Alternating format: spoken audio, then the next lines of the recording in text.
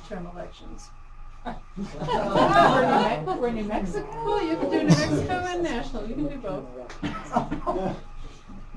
Well, like everyone, honestly, like I think most Americans just are pragmatic. They want things to get done. But in this world that we're living, 24/7 news cycle and all the outlets that are available, the extremes, their voices are much out of proportion to their actual numbers. And curious if those in the center, whether it's on the right or the left, heed them. They heed them. I mean, look at, for instance, on the right, no tax pledge, and how they hold that over those in the Republican, in the GOP. If you take that no tax pledge and you somehow go back on it, we will mobilize everything to make sure that you do not win your next election. We all want to see something done. Problems beginning to be solved. My own personal bias is here coming down to New Mexico. I speak just as a citizen. I mean, of course I have a certain viewpoint, like we all do in this room, but I want to see something done, and I'm not sure what 4 more years of the last 4. Our state is so far behind by almost any measure. I mean, it used to be, when I got here, people were like, well, thank goodness we're Mississippi. Because they are always, and that's not necessarily the case. I'm not ideologically aligned with the governor, but I want to see, there are so many things in this state that could be done, that need to be done. In my drive up here today, from Santa Fe, you go through Espanola, and I was paying very close attention, and the only businesses, at least on the main road, you know what they are: Payday, casinos, gas, Sonic, Walmart, and tattoo parlors. No, I saw one that actually said it wasn't even a tattoo parlor, it said tattoo supplies. Wow. Okay. And then I have to say, coming over, I don't know what's that called, the rise, where you come over and you see the whole Taos plain and basin. It is heartbreaking and wonderful every time. You're so lucky to live in this part of the world.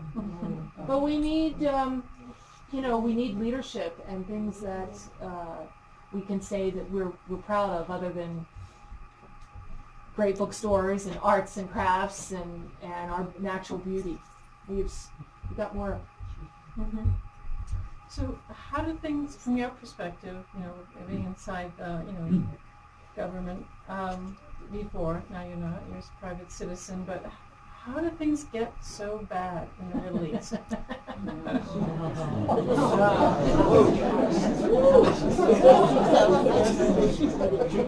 I think the original sin would have to be the war in Iraq. Again, my own bias. My husband and I, he especially was vocal in saying this is really not in our best interest, the law of unintended consequences, and here we are.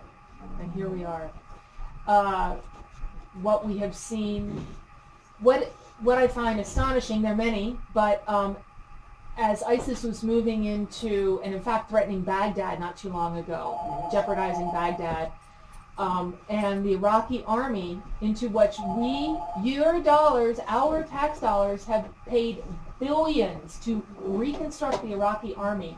They literally turned tail and ran, fled, ripping their Iraqi uniforms off as they fled. So I want to understand that story too, how billions of dollars completely somehow evaporated and didn't. But there's many other, letting some fresh air in, I guess.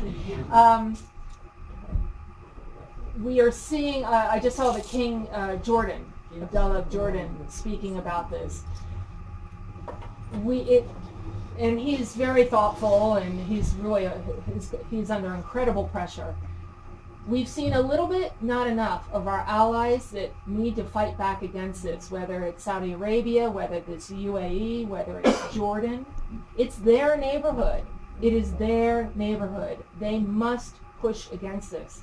And there's that whole, my husband Joe was talking about this, and at the root of this, although it's power, but it's ostensibly the Sunni-Shia divide, which is taken on, I think of it as sort of the Gulliver's Travels, which end of the egg are you going to, they go to war over which end of the egg to,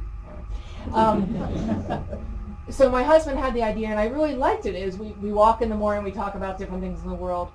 There was the Nicene Council of the 3rd century AD that reconciled Byzantium and Christianity and laid down how they were going to move ahead and have a more united church.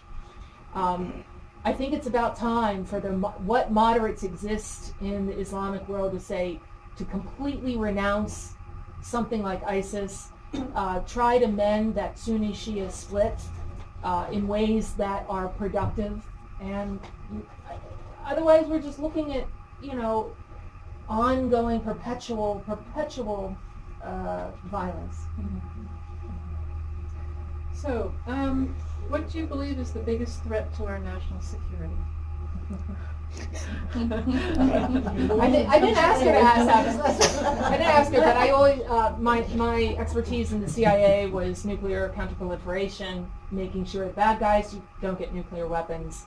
So this is what I continue to believe is our number one national security issue, because as I worked at that nexus of terrorists and nuclear weapons, imagine if ISIS were to get a hold of any sort of a dirty bomb, even any sort of nuclear capability. You can buy, build, or steal. Where they're not going to build it, but they can buy it on the black market. They could steal it. As, for instance, we saw how loose the security was at Oak Ridge National Laboratory. Remember that story last year? The 80-year-old nun who took the cutting wire. Yeah, well.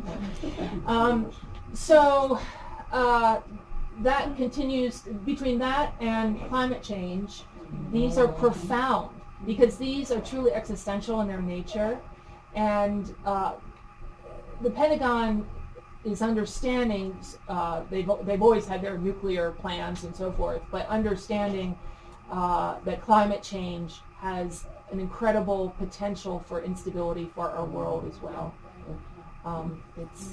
So those are the two that, the cheeriest ones. The cheeriest ones. My last question before we open it up to the floor is, so what is next for Valerie Plame? This Burned kind of ends a little bit on a cliff. It is a cliffhanger. So I feel obligated, I feel morally obligated, but I was obviously out of my mind when Sarah and I agreed to do 2 books, because Blowback came out this time last year, Burned a year later. What was I thinking? Because that's really a fast turnaround. So the third one I'm still marinating on it. I'll have to take another hike up Himalaya and work on that. But I do, I'm still doing a lot of speaking. I'm doing a lot of work with Global Zero and Plowshares, which work on those issues of nuclear proliferation. We're thinking about, perhaps this is a little premature, so keep it in this room, but only in this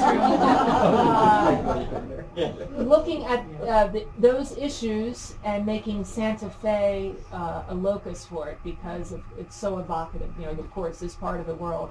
Next year is the 70-year anniversary of the Trinity explosion, believe it or not.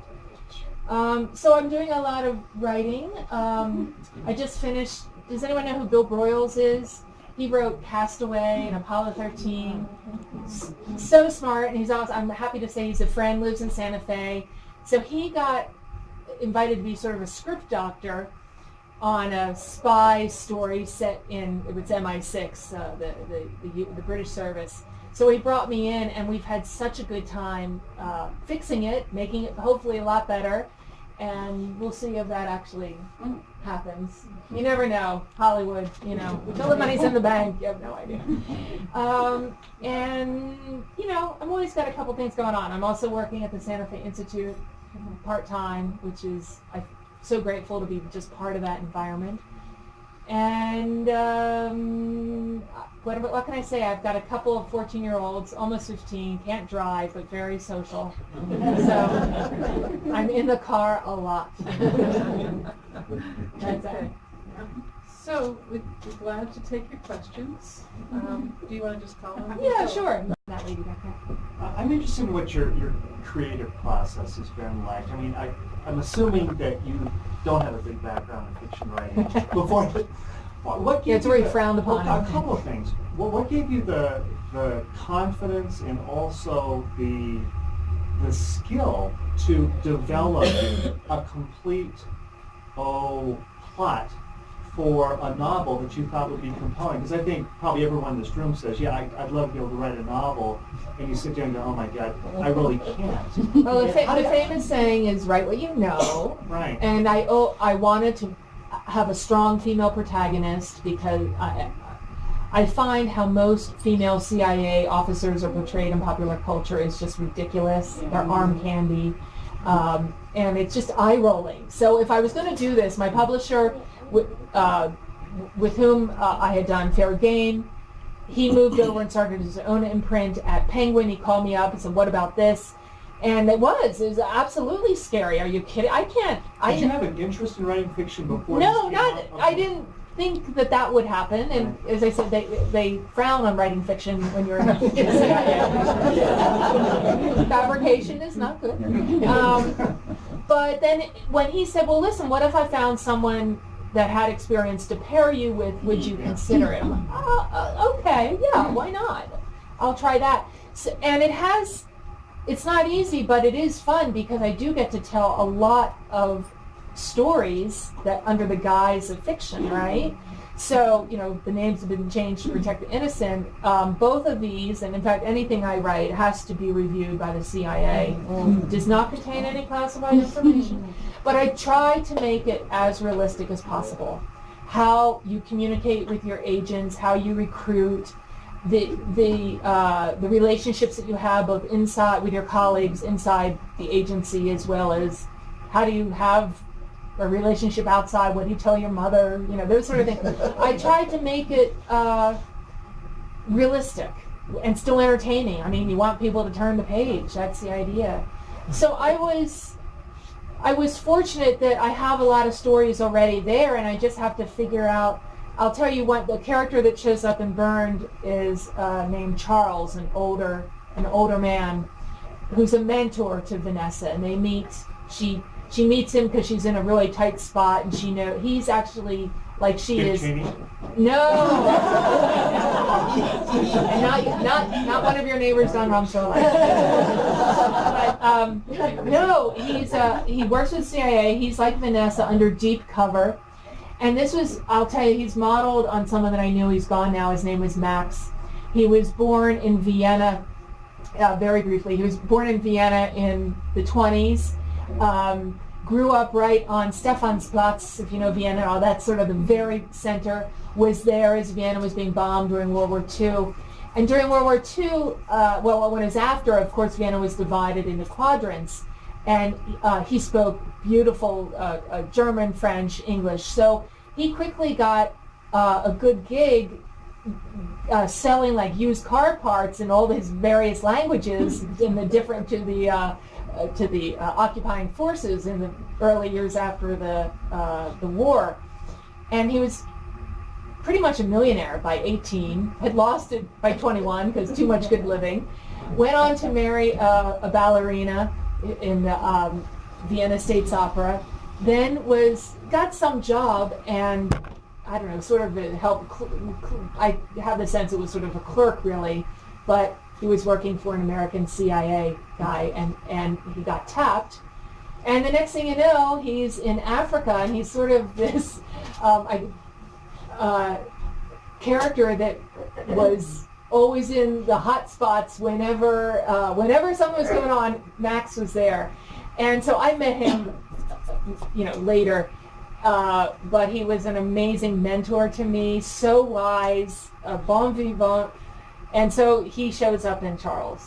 And so, like the whole point of that long story was to say that I know these people. I just had to change names and tweak it a little bit. And sure, living in Taos, you have all these characters too. Yes.